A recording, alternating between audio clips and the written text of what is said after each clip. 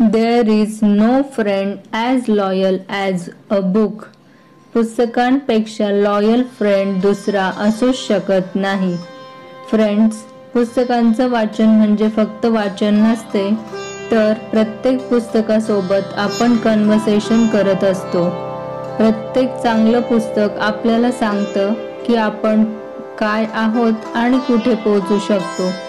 पुस्तक वाचल्यामुळे आपण त्या लोकांच्या विचारांपर्यंत पोहोचू शकतो जे ऑलरेडी सक्सेसफुल आहेत आणि त्यांच्यापर्यंत प्रत्यक्ष पोहोचणे सोपे नसते. त्यांना आपण त्यांच्या पुस्तकांतून भेटू शकतो, त्यांचे विचार जाणून घेऊ शकतो, त्यांच्या सक्सेसचे सिक्रेट माहिती करून घेऊ शकतो. फ्रेंड्स, वाचनामुळे फक्त ज्ञानातच भर पडत नाही, तर आपल्या विचारांची व्याप्ती वाढते. म्हणूनच जगातला प्रत्येक टॉप लीडर हा रीडर असतो. Leaders are readers. मग बिल गेट्स असो किंवा Warren Buffett, Mark Zuckerberg, Bhagat Singh, APJ Abdul कलामजी, प्रत्येकाच्या लाईफमध्ये रीडिंगचा मोठा रोल होता. चला तर मग फ्रेंड्स, आपण कसली वाट बघत आहोत? आजपासूनच पुस्तक वाचनाची सवय लावून घेऊया.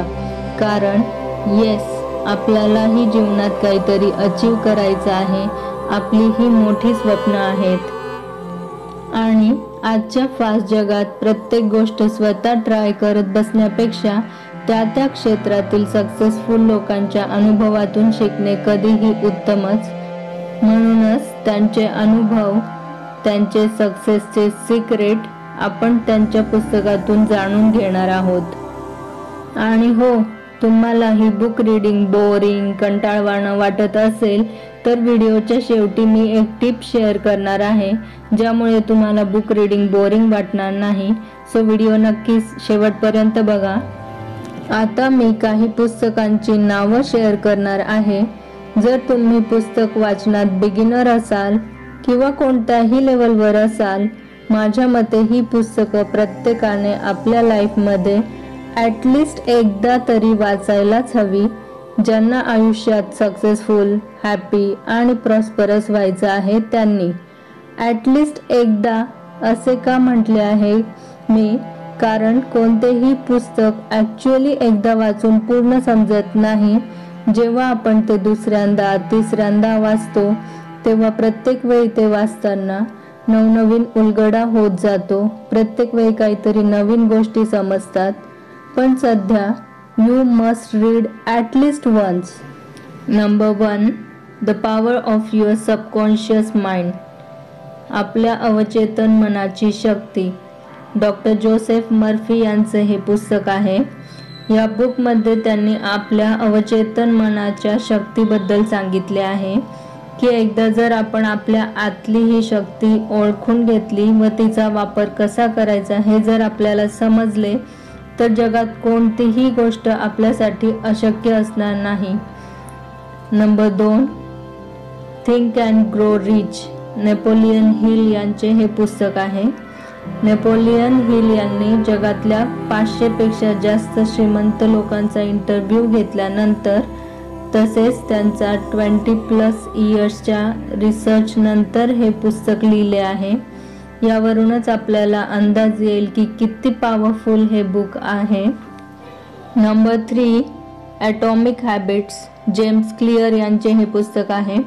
ॲटॉमिक म्हणजे खूप छोटीशी गोष्ट जी आपल्याला दिसत पण नाही, आणि हॅबिट म्हणजे सवय, म्हणजेच खूप छोट्या छोट्या चांगल्या सवयी ज्या लॉंग टर्ममध्ये खूप मोठा पॉझिटिव्ह चेंज आपल्या लाईफमध्ये घडवून आणू शकतात.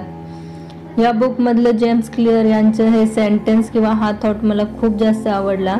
ते म्हणतात, don't set your goal, set habits. म्हणजेच गोल्स किंवा टार्गेट सेट करत बसण्यापेक्षा हॅबिट सेट करा, म्हणजे अल्टिमेटली ते आपल्याला आपल्या गोल अचीव करायला मदत करतील. तुम्हाला यातला कोणता थॉट जास्त आवडला ते मला कमेंटमध्ये नक्की कळवा. Number 4, rich dad poor dad.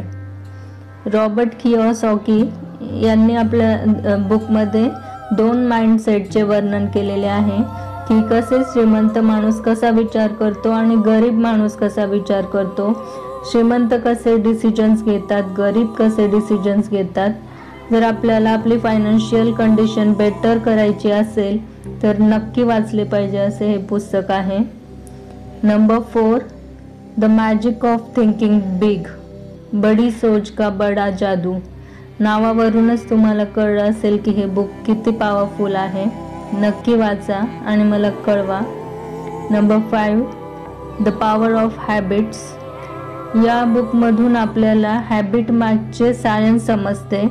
मग आपल्याला गोष्टी कराव्या नाही लागत तर आपल्याकडून त्या आपोआप होतात. हॅबिट आपल्या आपोआप डेव्हलप होतात. नंबर 6, द पॉवर ऑफ नाव.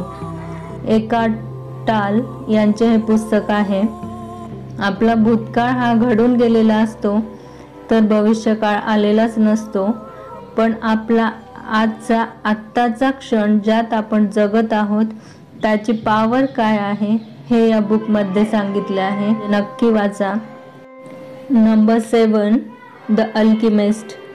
सॅन्टियागो नावाच्या तरुणाची एक इंटरेस्टिंग स्टोरी यामध्ये आहे की कसं त्याने आपल्या स्वप्नात दिसणारा खजिना शोधून काढला.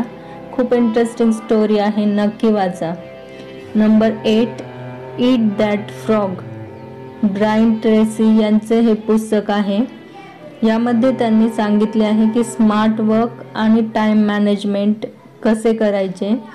प्रोक्रास्टिनेशन म्हणजे चाल ढकल न करता महत्त्वाची कामे कशी पूर्ण करायची यासाठी बेस्ट टिप्स दिलेल्या आहेत. Number 10, mindset. कॅरल डेक यांचे हे पुस्तक आहे. कसे आपण आपले माइंड ओपन ठेवून हवे ते शिकू शकतो आणि हवे ते मिळवू शकतो. खूप सारा रिसर्च केल्यानंतर या बुकमध्ये सांगतात की कशा प्रकारे आपण आपला माइंडसेट ओळखून तो चेंज करू शकतो आहे. सो मस्ट रीड दिस बुक. आणि जर तुम्हाला बुक रीडिंग बोरिंग वाटत असेल तर त्यासाठी एक टिप आहे. जे बुक तुम्हाला वाचायचे आहे त्याची सर्वप्रथम अनुक्रमानिका म्हणजेच इंडेक्स बघा. त्यातील सर्व चॅप्टर्सचे नावं वाचून घ्या व त्यातील कोणकोणते चॅप्टर्स किंवा टॉपिक तुम्हाला इंटरेस्टिंग वाटत आहेत किंवा तुमच्या कामाचे वाटत आहेत त्यांना टिक मार्क करा व आधी हे सर्व चॅप्टर्स वाचून काढा. त्यामुळे तुम्हाला बुक रीडिंग बोरिंगही होणार नाही व कमी वेळेत त्या पुस्तकाचा जास्त बेनिफिट घेता येईल. सेकंड टाइम बुक वाचायला घ्याल तेव्हा उरलेले चॅप्टर्स वाचले तरी चालतील. फ्रेंड्स, यातले कोणते पुस्तक तुमचे ऑलरेडी वाचून झाले आहे किंवा कोणते तुम्ही आता वाचायला घेणार आहात हे मला कमेंटमध्ये नक्की कळवा. व्हिडिओ आवडला असेल तर लाईक करा, चॅनलला सबस्क्राईब करा. लवकरच भेटणार आहोत पुढच्या व्हिडिओमध्ये. Thank you so much for watching this video. Stay happy, stay positive.